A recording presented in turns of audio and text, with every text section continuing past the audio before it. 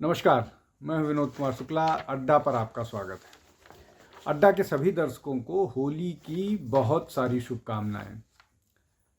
मैंने थोड़ा सा होली अभी खेली है, लेकिन पूरे तौर पर होली अभी खेली जानी बाकी है। तो होली खेलेंगे अभी थोड़ी देर में, तो पूरी तरह से रंगा होऊंगा, लेकिन उसके पहले ये वीडियो शूट कर रहा हूँ। कल एक बड़ा मसला था जिस पर चर्चा करनी बहुत आवश्यक है, और चूँकि मामला गांधी सरनेम से जुड़ा हुआ है, इसलिए और ज़रूरी है। वास्तव में इस देश में गांधी के नाम का उपयोग या दुरुपयोग कई तरह से होता है। पहला तो ये कि जो नेहरू के बाद गांधी डायनेस्टी आ गई, वो इस गांधी नाम का उपयोग या दुरुपयोग लंबे समय से कर रही है, और वो अब तक जैसे बपौती बनी गई है, जैसे बपौती बनी हुई है कि कोई भी व्यक्ति जो है वो गांधी है तो उसकी ये प्रोप्राइटरी हो गई, उसका ये इंटाइटलमेंट हो गया कि वो इस देश में वही शासन कर सकता है। दूसरा एक और बड़ा फैक्टर है कि किसी का गांधी सरनेम है, और विशेष रूप से अगर वो गांधी मोहनदास करमचंद गांधी के परिवार का है, तो वो पूरे देश के साथ या पूरे देश की जनता के साथ वैसा ही व्यवहार करना चाहता है जैसा मोहनदास करमचंद गांधी व्यवहार करते थे। मैं ऐसा इसलिए कह रहा हूँ कि अभी तुषार गांधी जो उनके पड़ पोते हैं या ग्रेट ग्रैंडसन हैं, उन्होंने केरल में एक कार्यक्रम के दौरान एक गांधी मोहनदास करमचंद गांधी पर एक कार्यक्रम था। उस कार्यक्रम के दौरान इस तरह की बात की कि राष्ट्र की आत्मा कैंसरग्रस्त हो गई है और संघ परिवार उसको फैला रहा है। संघ परिवार को उन्होंने पॉइजन कहा।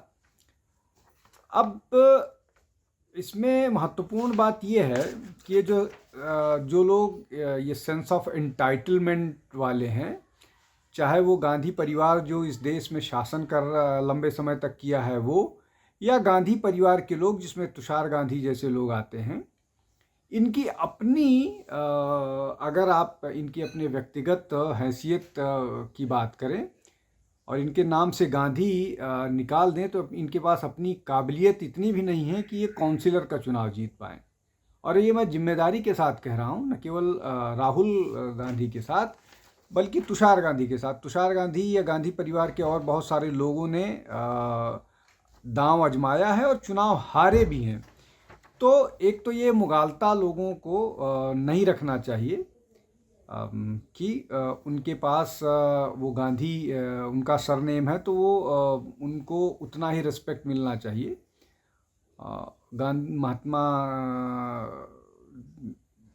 बनने की सब लोग कोशिश करते हैं और सब चाहते हैं कि इनको मोहनदास करमचंद गांधी की तरह से ही इज्जत मिले, लेकिन वैसा नहीं हो सकता है।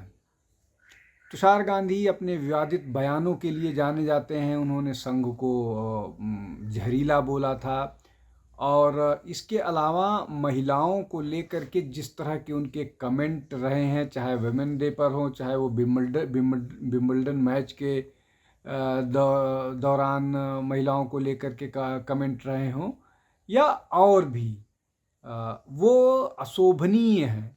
मतलब इसको अगर आप इस तरह से कहिए कि वो उनका महिलाओं को लेकर सत्य के साथ अपना अलग प्रयोग चलता है। शायद वो अपने प्रपितामह जो हैं मोहनदास करमचंद गांधी को नकल करने की कोशिश करते हैं, लेकिन वो थोड़ी उनके लिए मुश्किल हो रही है।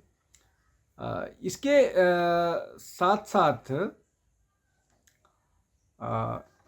केवल गांधी नहीं, अंबेडकर सरनेम के साथ जुड़े लोग भी इसी तरह की बात करते हैं। उनका भी अपना एक सेंस ऑफ एंटाइटलमेंट है, जबकि अंबेडकर में शायद इस तरह की बात नहीं थी।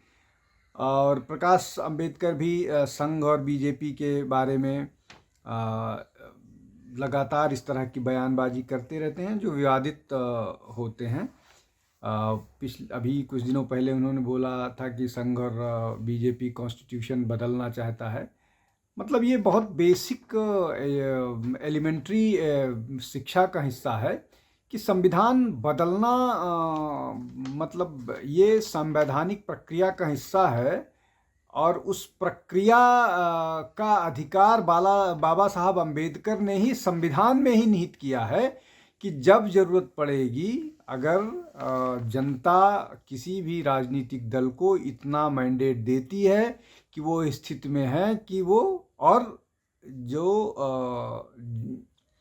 राजनीतिक दल हैं अपने उस एजेंडे के साथ चुनाव में जाते हैं कि हम ये चुनाव का एजेंडा है और हम ये बदलाव चाहते हैं, ये बदलाव करेंगे अगर हमको इतना मैंडेट दिया जाता है, और उस मैंडेट के बाद करते हैं वो संविधान में बदलाव करते हैं, और इसका अधिकार बाबा साहब अम्बेडकर ने दिया है।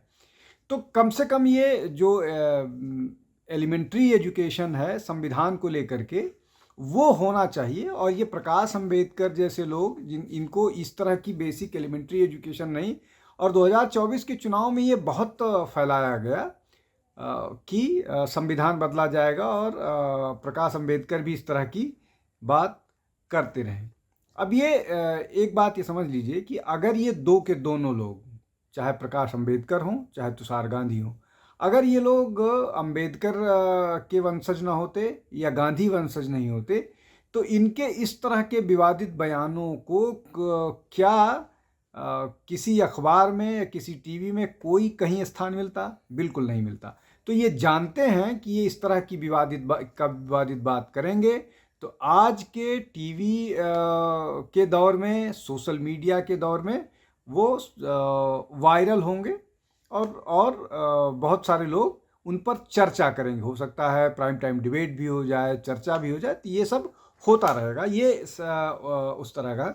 लेकिन महत्वपूर्ण बात ये है कि ये जो डिबेट का पूरा मामला है, ये इनकी बातों को लेकर के, वो एक दिन से ज़्यादा नहीं चलने वाला है, एक दिन से ज़्यादा सस्टेन नहीं करेगा, इसलिए कि अगले दिन कोई न कोई नया विषय आ जाएगा।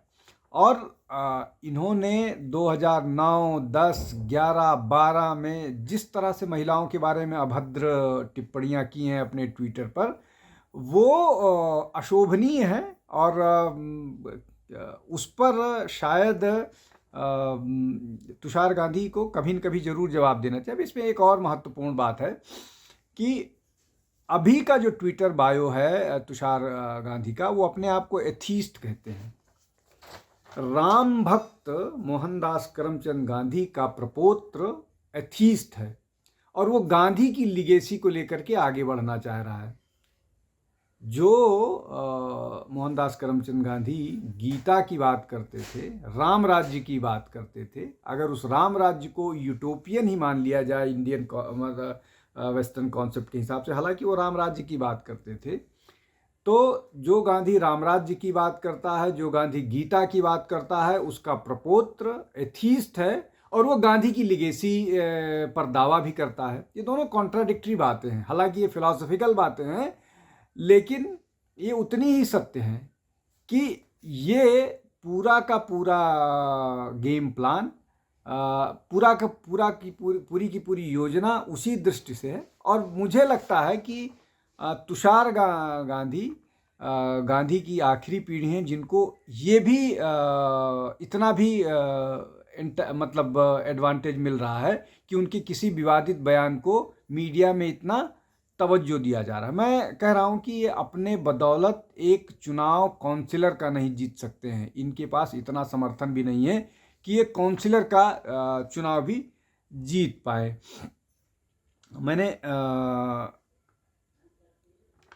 जो बातें कही वो इसलिए भी उस पर चर्चा होनी आवश्यक है कि ये सारे लोग दावा ये करते हैं कि संघ या एक वो आइडियोलॉजी जो है वो समाज में माहौल ख़राब करती है। लेकिन क्या जिस तरह की बात ये लोग करते हैं, जिनके पास अपने 100 या 200 या 1000 समर्थक नहीं हैं, वो उस संगठन को माहौल ख़राब करने की बात करती है जिसके 100 से ऊपर तो संगठन है और हजारों लाख करोड़ों समर्थक और कार्यकर्ता, लाखों कार्यकर्ता हैं, तो कौन माहौल को विशिएट कर रहा है, कौन माहौल को दूषित कर रहा है? ये आज के दौर के फ्रिंज एलिमेंट्स हैं, चाहे तुषार गांधी हो, चाहे प्रकाश अंबेडकर हो, ये लोग फ्रिंज एलिमेंट हैं। संघ मेन स्ट्रीम्ड ऑर्गेनाइजेशन है। भारतीय जनता पार्टी की सरकार इस देश में है, 3 बार से वो चुनाव जीत करके आ रहे हैं और बाकायदा मैंडेट के साथ।